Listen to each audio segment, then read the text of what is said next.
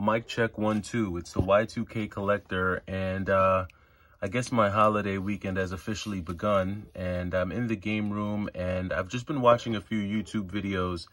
I saw a couple videos on GameStop, and I also saw a couple videos with folks responding to a video that Metal Jesus just put out.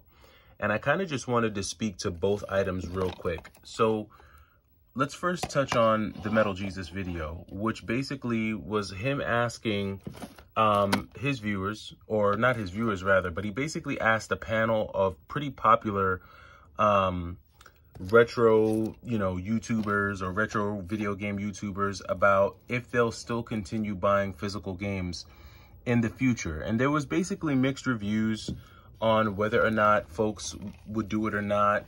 And a lot of people, in the video, we're pretty much saying a lot of what we've heard in the past with regards to the view on physical media today. A lot of people don't feel like what you get in a box, and in a box like this, is the actual full game. Because even when I insert this disc into a PlayStation 4, I still need to connect to the internet to be able to download patches and bugs and bug fixes. And just different things that will allow the game to play more smoothly and at the highest quality, I guess. And so that's the thought process on that. And I don't even think for someone like me that I need to get very technical. Like, I'm not the type of person to really worry about the bugs and the patches and so on and so forth, because guess what? The games that we played as kids weren't perfect. The games that we played back in the day had bugs in them. A lot of the PlayStation 2 games that we played had bugs in them. How many times did you play Madden 2002 and you realized that you were tackling thin air? Or how many times were you playing NBA 2K1 and, Alonzo Mourning dunked on nothing, dunked on air? That was just a part of video games. Games have bugs. Games have issues. And I think, we've kind of come away from a time where it was okay to have bugs.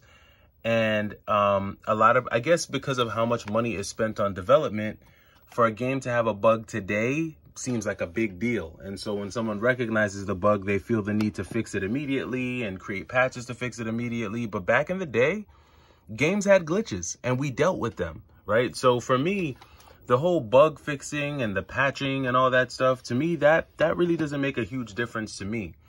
Now, I think where the collecting comes in and where the real difference, what really impacts, the collecting market, is not so much the bug issues and stuff on modern games. I think what's going to impact physical modern games is when games get delisted.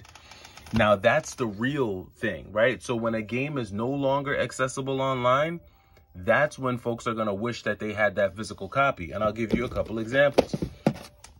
Transformers, Rise of the Dark Spark. This is a game that has been delisted from the PlayStation Online store. So, unless you have this physically, there's really not a lot of options that you have to enjoy a game like this. And I think that is what's going to really impact modern collecting. And I think that is probably the bigger reason, in my opinion, I could be wrong, why collecting video games, physical video games, is still important. Now, do I think more popular games, like games that are, first-party games, do I think those will be delisted? No, I don't think so at all. I think that a game like Tales of Arise will probably be available online for a really long time. But do I think a game like Flynn, Son of Crimson, is going to be around online for a long time? I don't know. This is more of a niche type of game, right? So I think it really just depends on the game. I've been putting together a stack of all of my limited run games that I have on the PlayStation 4 because I'm trying to niche down and curate my collection. But again, I talked about The Amazing Spider-Man 2 the other day, and I got a comment where someone was like, man, I didn't even know that was available for the PlayStation 2. And most people don't unless they run into it at GameStop, unless they run into a physical copy, because again, this is another example of a game that's been delisted. So when it comes to physical collecting for modern consoles, it's not my cup of tea that much these days anymore, because I'm running in the other direction. I personally see value in going after the older stuff. I want to get my hands on more Game Boy Color games. I want to get my hands on more Game Boy games. I want to get my hands on more Dreamcast games and PlayStation games. And even more importantly, I want to get my hands on some of the physical cartridge stuff. That's really where I'm aiming a lot of my focus on for the rest of 2024, stacking up on some of these Super Nintendo games. That's where my focus is. So I think it really just depends on who you ask, what you're into, and it's going to vary for everyone, but that's the beauty of retro video games. We all have different tastes, we all have different opinions, and we all have different things that we're looking for in a game. So, you know, you got to do you.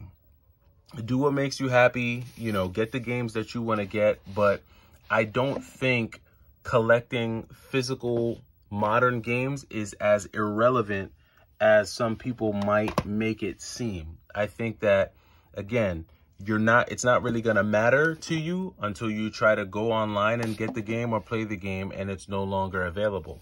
But again, games like Ghost of Tsushima, this is going to be available online for a while because this is a flagship game for Sony. So AAA titles, I'm not really tripping over, but some more of those niche games, I think that's where you'll probably want to kind of make sure that you have a physical copy.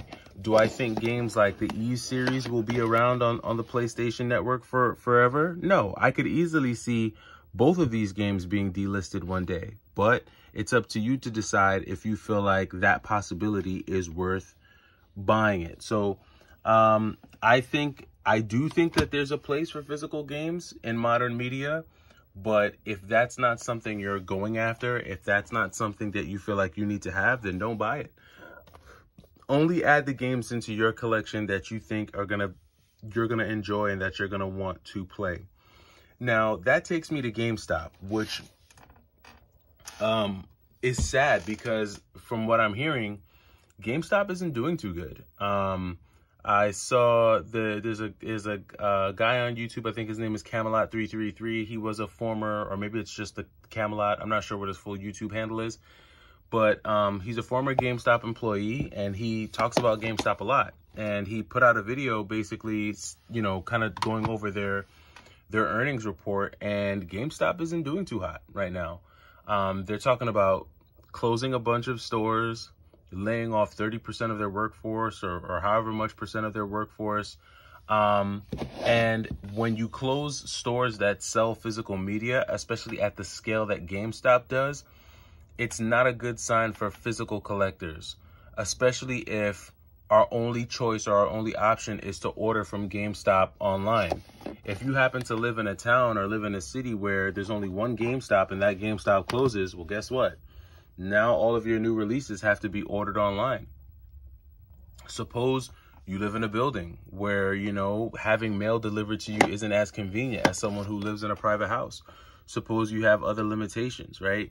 This is where the issues arise. And I think that we are coming to a digital era. We're driving towards that digital era a lot sooner than we think. Now, GameStop is blaming their lackluster sales on the fact that everyone's downloading things, but I don't really think that that's a valid excuse. I mean, there are a ton of mom and pop game shops that do sell modern games. Yes, a lot of them do sell retro games, but they also sell like PS4, PS5 games as well, and they seem to be thriving. I think GameStop needs to not make excuses and concentrate on their lackluster customer service and just poor presentation in a lot of cases. I think there's a lot of things that GameStop can do to help themselves be a better business, but I don't think that that is the priority at this point. I don't know if that's been the priority for a while.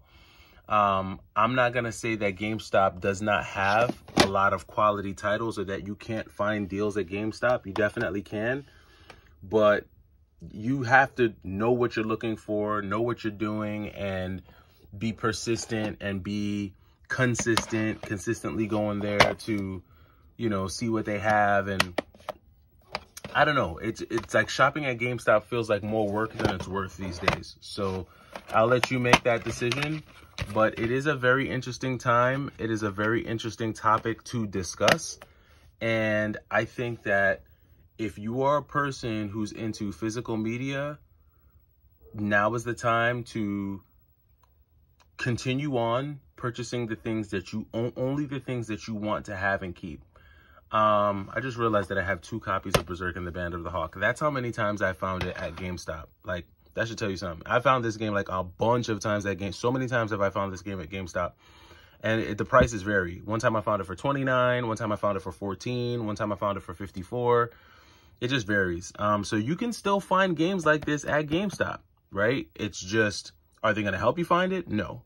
And I think at this stage of the game, the employees are catching on to the games that are of value, and I don't blame them. If I have an employee discount and I get a really cool game in my store and I want to hang on to it for myself, yeah, I could easily see employees doing that. So GameStop does have a problem on their hands, but unfortunately, their problem will become our problems, especially for those who go there to buy games, source games, and build their collection. So, I mean, that's my response to that. Those are my thoughts on the whole physical versus digital and what it means for collectors. I'm still very much a fan of cartridges. I'm still very much a fan of the old stuff. But again, I do think that it will be a rough time for those who enjoy collecting physical media if we lose a store or we start losing GameStops. Because I, for one, do not want to be regulated to just buying from GameStop online or GameStop.com, because then I'll have to worry about either getting disc-only stuff or getting stuff in rough condition or getting, you know, those bootleg GameStop cases. But let me know what you think down in the comments. How fast do you think we are, or, you know, how soon or how close do you think we are to losing all of our physical media and going digital? It's an interesting conversation. It's one that's been going on for a few days, and I figured I'd just chime in here as I stay up late and sort through games. It's the Y2K Collector. Let me know down in the comments, and have a good night.